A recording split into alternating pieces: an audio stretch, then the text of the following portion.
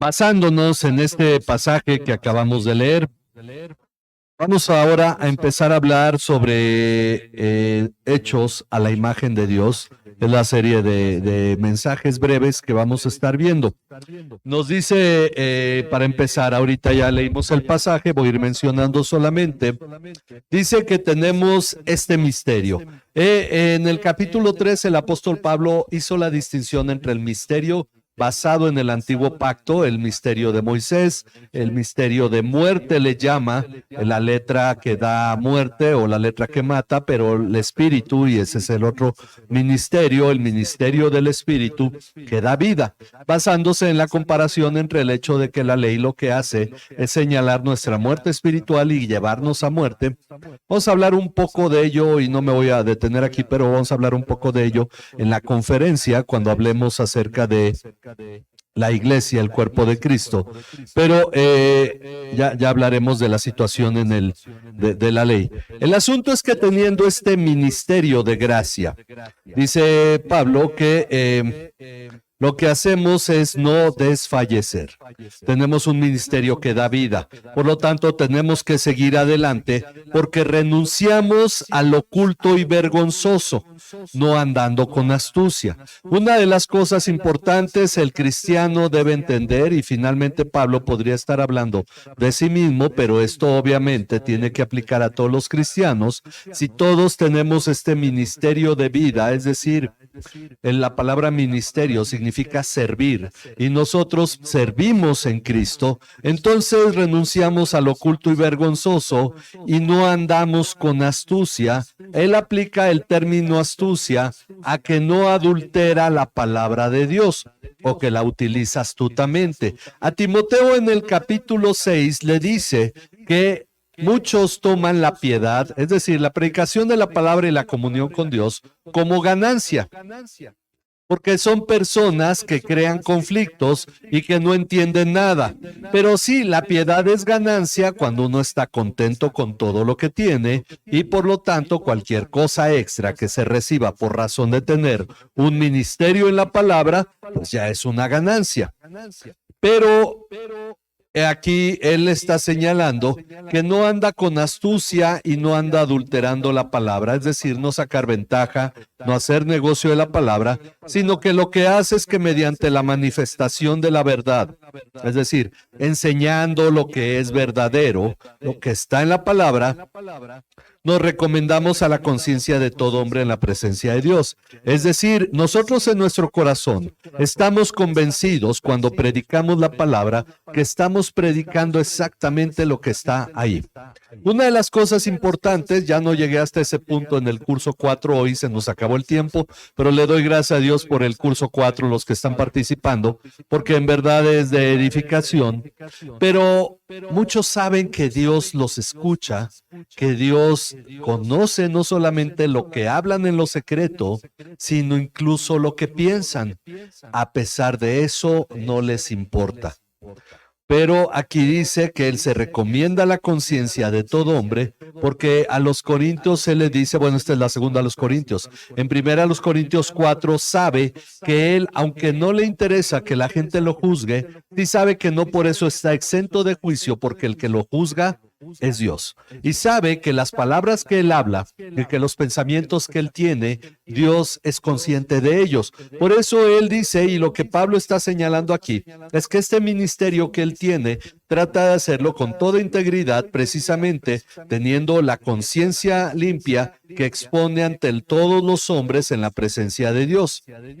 Sin embargo, no por eso todos creen. Ese es un punto que muchas veces pasamos por alto. Si todavía nuestro evangelio está velado, es decir, es incomprensible, y hay quien no entiende la palabra de Dios, no la entiende por razón de qué. De que es alguien que se pierde, pero ¿por qué razón no puede entenderlo?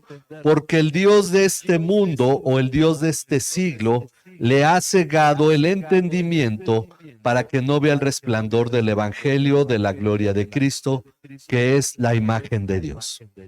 El diablo es llamado el Dios de este mundo.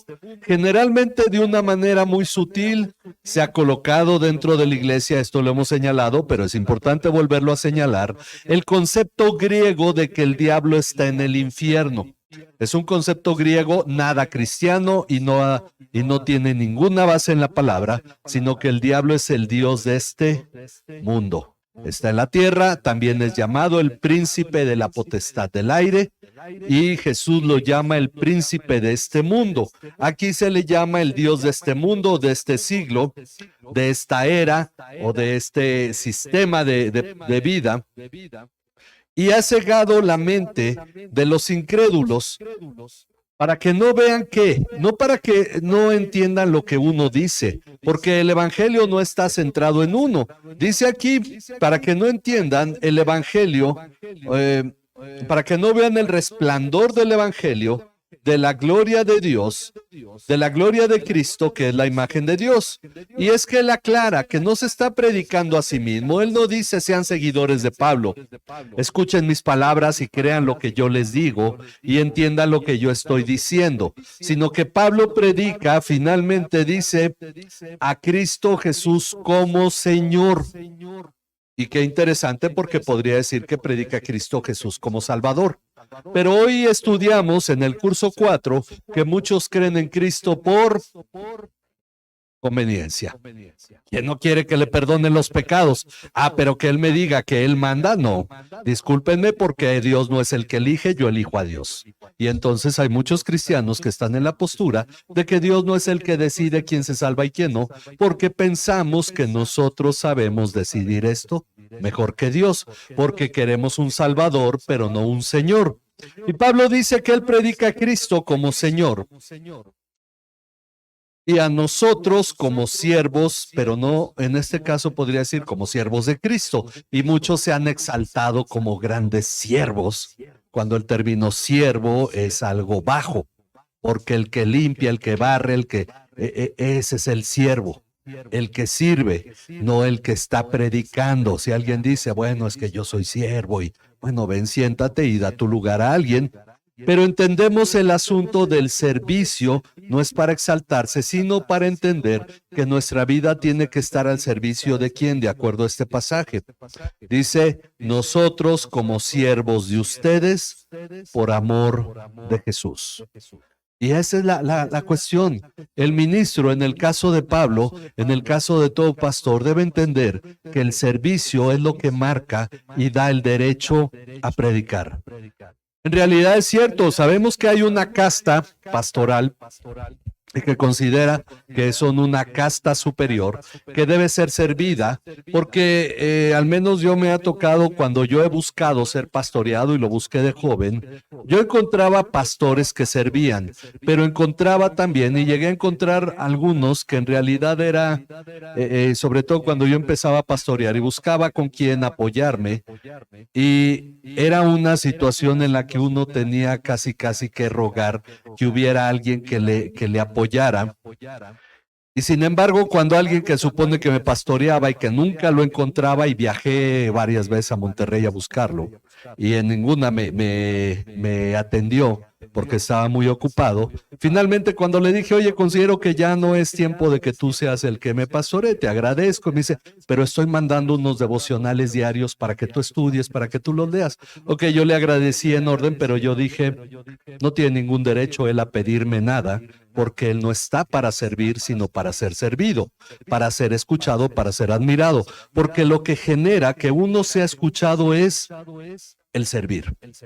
Y esto es algo que entendemos que tiene que ser parte de esa forma de tener relación. Miren, a mí me ha tocado pastorear incluso a las 3 de la mañana. Y yo sé que para eso estamos. Y me ha tocado estar ya para terminar algo, hoy termino, me voy a acostar temprano, llega alguien, toca la puerta y hay que platicar, y no es platicar media hora, es platicar 1 hora, 2 horas, y hay que entender precisamente que para eso es el pastorado, es parte de este servicio. Sí sabemos que no siempre es apreciado eso, pero Yo doy gracias a Dios por poder hacer eso. Y Pablo precisamente está señalando lo mismo. Ahora, si Pablo dice que él la hace, yo tendría por qué sentirme menos y decir que con una falsa humildad que yo no lo hago y que sino que es el hecho de que entendemos que esto es parte del servicio. ¿Por qué? Porque él va a derivar en el versículo 7, que es a donde vamos, pero dice, porque no nos predicamos a nosotros mismos, a Jesús, sino a Cristo Jesús como Señor y a nosotros como siervos de ustedes por amor de Jesús. Versículo 6, pues Dios que dijo, de las tinieblas resplandecerá la luz, es el que ha resplandecido en nuestros corazones para iluminación del conocimiento de la gloria de Dios en el rostro de Cristo. Tal vez sea el pasaje más contundente en cuanto al hecho de que aquel que determina quién se salva es Dios. ¿Por qué? Porque primero dice que entre aquellos que se pierden lo que ocurre es que el Dios de este siglo ha cegado el entendimiento y no pueden ver el resplandor de la gloria del Evangelio de Cristo. Somos incapaces de acceder al Evangelio. Ese es un punto importante para nosotros. Sin embargo, el versículo 6 nos explica por qué accedimos al Evangelio, por qué conocimos a Cristo y creímos. No que no se nos hubiera predicado, porque aún a los del versículo 3 y 4 se les ha predicado, pero no han comprendido. En el versículo 6 dice que Dios, el mismo que hizo que las tinieblas con su palabra vinieran la luz sobre las tinieblas, y Juan habla de esto, Jesús, que es la luz, vino al mundo y las tinieblas no pudieron contener la luz. Ahora también dice que es el que ha resplandecido en nuestros corazones para iluminación del conocimiento de la gloria de Dios en el rostro de Cristo, o en pocas palabras, es el que hizo que la luz del Evangelio llegara a nosotros. Eso es a lo que se refiere el hecho de que mientras en algunos ocurre la ceguera espiritual que no les permite creer porque son los que se pierden, a nosotros se nos ha resplandecido la luz del Evangelio porque fue Dios quien lo hizo. Y entonces tenemos nosotros salvación, porque Dios hizo que resplandeciera en nosotros el Evangelio, la luz del Evangelio de Cristo. Sin embargo, llegamos al versículo 7, pero tenemos este tesoro en vasos de barro. Nosotros finalmente podemos entender que un tesoro en un cofre hace que el cofre sea valioso, pero un cofre vacío no vale gran cosa. Ahora, bueno, ya va uno a Metepec y las cosas son caras porque pues para turistas, ¿no? Pero hay cosas donde los locales saben dónde comprar y que no le vendan como a turistas. Pero ¿cuánto vale un vaso de barro? No es lo mismo que un vaso de cristal. No es lo mismo que un vaso de metal. ¿Cuánto vale un vaso de barro? ¿Qué valor puede tener? Porque finalmente no es más que lodo que se ha tomado para darle forma y tener ese vaso de barro. Ahora, el asunto es, ¿qué tan valioso es un vaso de barro? El vaso de barro puede no valer gran cosa, pero Dios deposita un tesoro dentro de ese vaso, el tesoro de la luz del Evangelio de Cristo. Y cuando ese tesoro ha sido puesto, ¿cuánto vale el vaso de barro? Es mucho más caro, ¿sí o no? Ahora, algunos utilizan, y esto es muy común, se utilizaba, pero todavía se usa más para anécdotas, las cajas de huevo como maletas, ¿no? Y iba uno a la central de autobuses ahí en los 60s, en los 70s, y pues todo el mundo con su caja de huevo. Ok, ¿cuánto costaba la caja de huevo en la tienda de huevo? Podrían haberla dado en 1 o 2 pesos, pero cuando uno le echa sus cosas adentro, el equipaje, y uno lleva su caja de huevo, ¿cuánto cuesta? Es valiosa, ¿verdad? Porque tiene las posesiones de uno. Bueno, nosotros podemos decir, en realidad, ¿qué tan valiosos somos? Y podemos nosotros pensar nuestro valor, porque muchos precisamente Pablo viene hablando sobre esto que dijimos. Él es ministro del Evangelio, él finalmente no se predica a sí mismo, está llamado a servir, pero él como persona, ¿qué tan valioso es? ¿Qué tan valiosos somos nosotros? Aquellos que piensan, bueno, soy hijo del rey, yo merezco todo, valgo mucho, etcétera. En realidad hay una cosa, como humanos, ¿qué tanto valemos? El punto es que una vez que el tesoro ha sido depositado en nosotros, ¿qué es lo que nos hace valiosos? El tesoro. Porque el vaso de barro, ¿por qué el dicho jarrito de Metepec? Corriente y delicado, dicen, ¿verdad? Ok. Bueno, porque un jarrito de barro, pues no vale mucho, pero te sirve para tomarte el café, etcétera. Ya se rompió el jarro, mañana compramos otro. Ok, y con el tesoro adentro, con el billete de lotería ganador, se lo metemos al jarrito de barro, ¿cuánto puede valer? Millones, ¿no? Entonces, lo que contenga es lo que lo hace valioso. ¿Qué es lo que te hace valioso a ti? La presencia de Dios en tu vida. Pero no seguimos nosotros, no por eso nosotros dejamos de seguir siendo el vaso de barro. ¿Sí me explico en esto? Porque a veces pensamos que somos lo máximo, pero no somos más que el vaso de barro donde Dios ha depositado el tesoro. Y lo que tiene validez es el tesoro. Porque hay una cosa importante, el tesoro incluso nos lleva a nosotros a ser lo que debemos ser. Miren, dice, afligidos en todo, pero no agobiados. Si ya en el versículo 6 le dio, por un lado, a esta idea arminiana de que uno es el que elige a Dios, y ya hizo esto, en estos siguientes versículos derriba toda la teología de la prosperidad.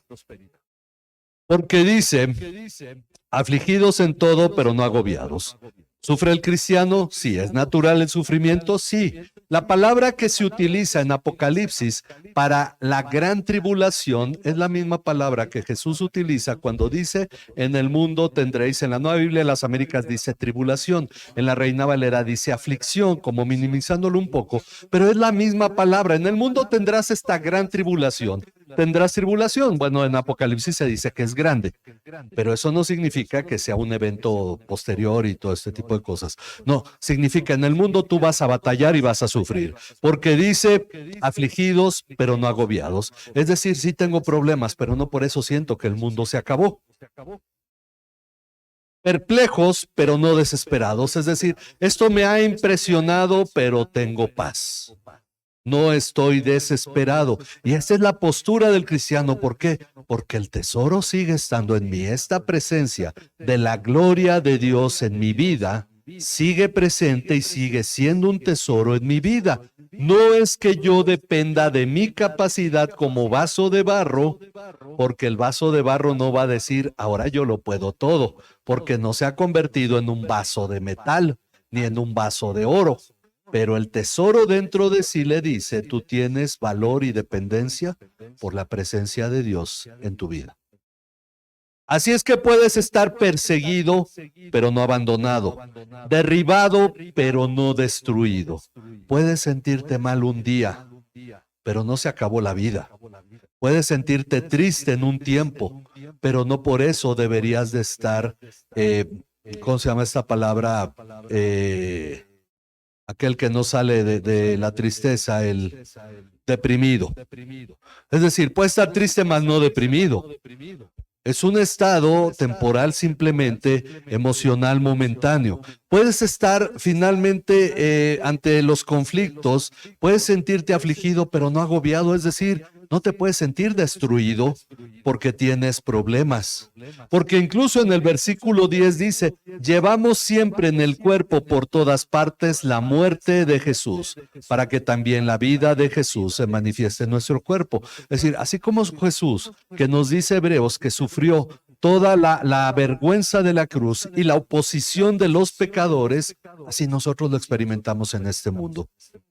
¿Para qué? Para que la vida de Jesús se refleje también en nosotros. Por eso en Romanos dice que somos hijos de Dios, coherederos con Cristo, si es que también padecemos con Cristo para que también participemos de su gloria. Y eso es interesante porque cada vez que la palabra de Dios nos habla de esta comunión con Cristo y de su gloria y de la herencia, nos habla de la aflicción.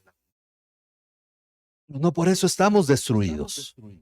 El cristiano no está mordiéndose las uñas diciendo, ¿y cómo le voy a hacer mañana? Porque tiene este tesoro de Dios, sino que dice, yo tengo que empezar a buscar en Dios lo que necesito para el día de mañana. Y esta es una posición que nosotros debemos entender. El cristiano puede estar triste, pero no destruido, no traumado ante las cosas, sino puede desanimarse en algún momento. Pero todo ese tipo de cosas que señala por un lado son temporales y las otras ya son posiciones que uno mismo adquiere. Puedo caerme, pero no sentirme derribado o ya muerto. Puedo tropezar, pero ¿qué hago cuando me tropiezo? Me levanto, no me quedo tirado. Eso es lo que Pablo está diciendo. ¿Por qué? Porque somos vasos de barro, sí, pero con el tesoro de Dios dentro. Dice, porque nosotros que vivimos constantemente estamos siendo entregados a muerte por causa de Jesús para que también la vida de Jesús se manifieste en nuestro cuerpo mortal. Así que en nosotros sobra la muerte, pero en ustedes la vida. Pablo fue algo constante que dijo. El apóstol tiene que sufrir y ser lo más bajo para que los creyentes que son edificados por él reinen.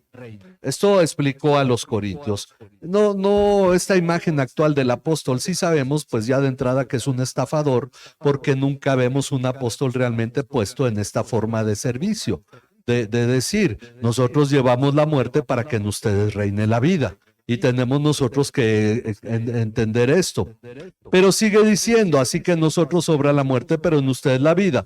Pero teniendo el mismo espíritu de fe, según lo que está escrito, creí, por lo tanto hablé. Nosotros también creemos, por lo cual también hablamos, sabiendo que aquel que resucitó al Señor Jesús, a nosotros también nos resucitará con Jesús y nos presentará junto con ustedes. Pablo dice, el precio que uno paga es solamente temporal. Aquí tengo yo todo eso que estuvimos hablando, pero el día que resucitemos, eternamente seremos iguales.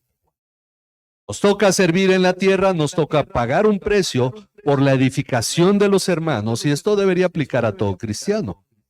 Para que en los hermanos reine la vida, aunque para nosotros tenga que ser una forma de negarnos a nosotros mismos y considerarlo muerte, para que sean edificados. Dice el versículo 15, porque todo esto es por amor a ustedes, para que la gracia que se está extendiendo por medio de muchos, es decir, no solo Pablo, muchos más, haga que las acciones de gracias abunden para la gloria de Dios. Y este es el centro de la importancia de la adoración.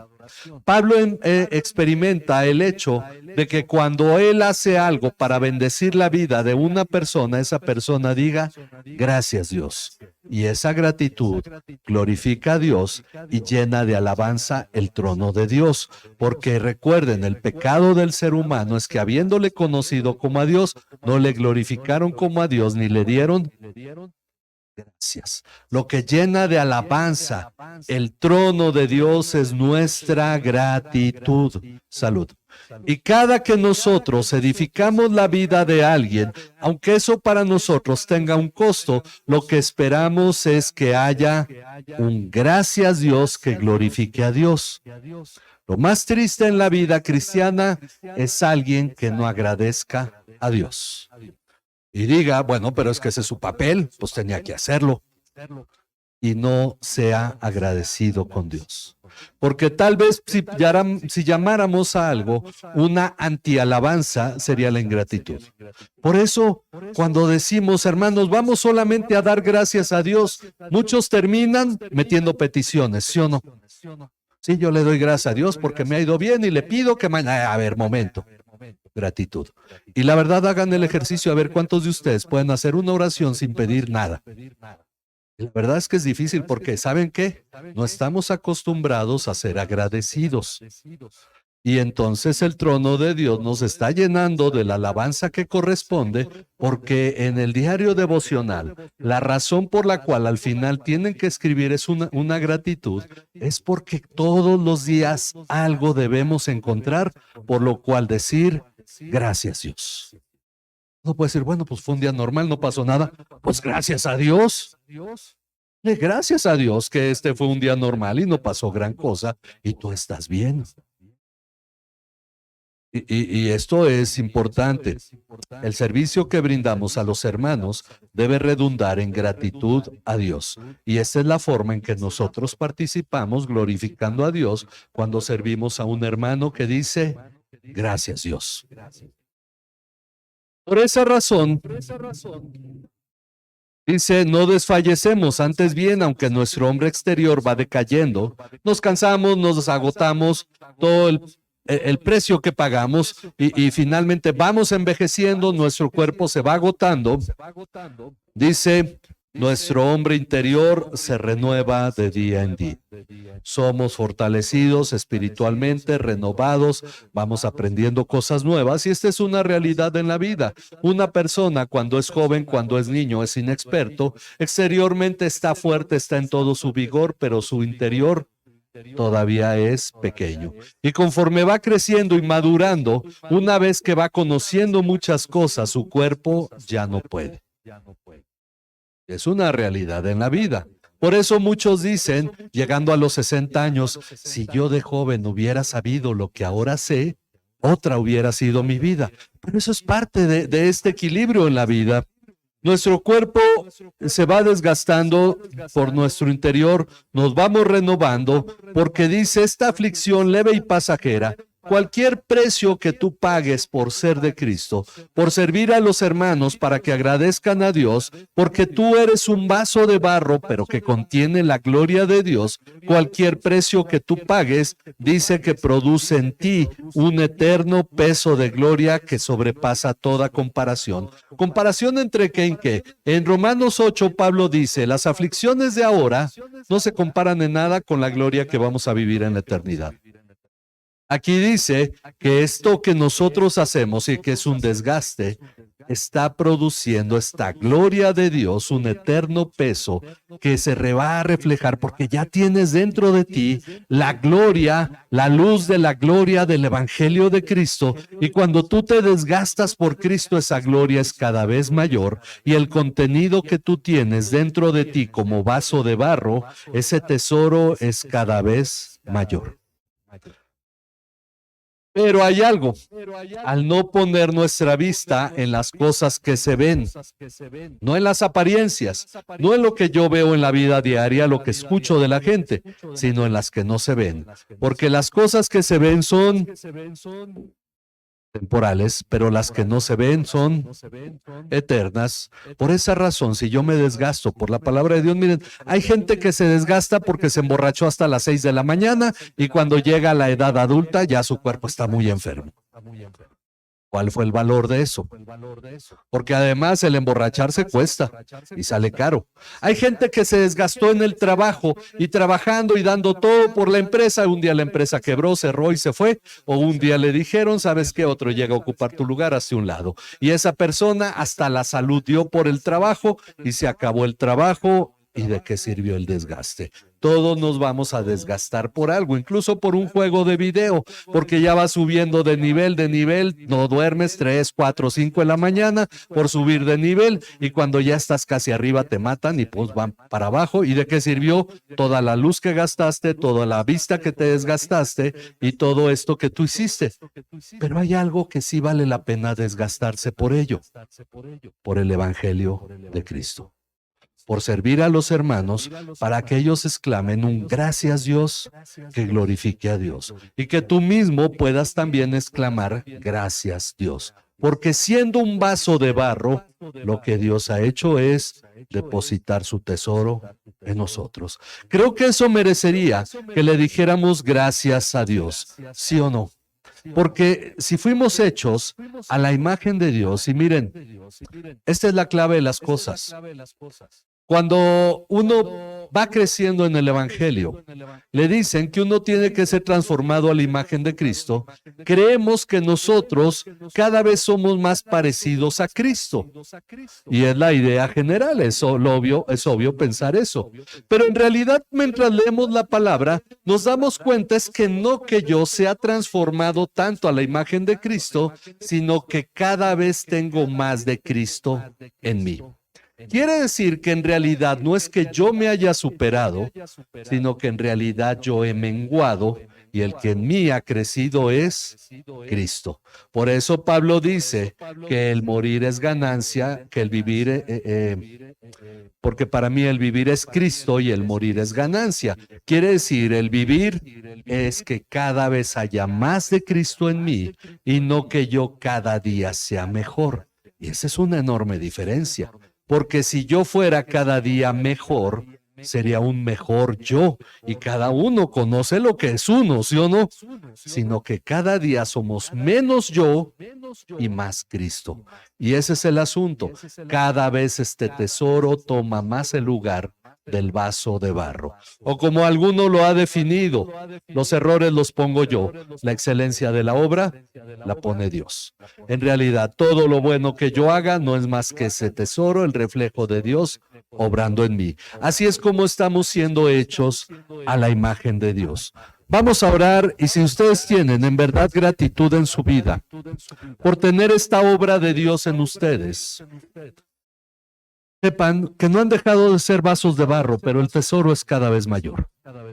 Por esa razón, agradezcamos a Dios porque ha puesto más de su presencia en nosotros para que cada vez se note más Cristo y menos nosotros en nuestra vida.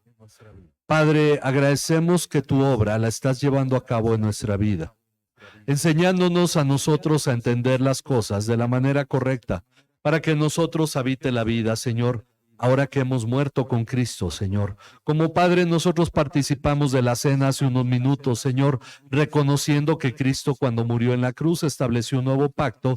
Nosotros debemos también reconocer que hemos muerto con Cristo, para que en nosotros la vida de Cristo se manifieste, Señor, porque sabemos que estaremos en la eternidad contigo y lo que se va a reflejar en la eternidad es tu gloria, Señor. No la nuestra, no nuestra participación, sino la tuya en nosotros, Padre. Porque aquí en la tierra lo que la gente debe ver para venir a Cristo no es a nosotros, sino a Cristo en nosotros. Para que seamos un verdadero testimonio que lleve a otros a los pies de Cristo, la gente lo que debe ver es más de la obra tuya, más de ti, de tu presencia en nuestra vida que de nosotros, Padre. Para que sea tu gloria, Señor. A ti sea toda la honra y toda la gloria en Cristo Jesús, nuestro Señor y Salvador. Amén. Amén. Dios les bendiga, hermanos. Vamos a seguir.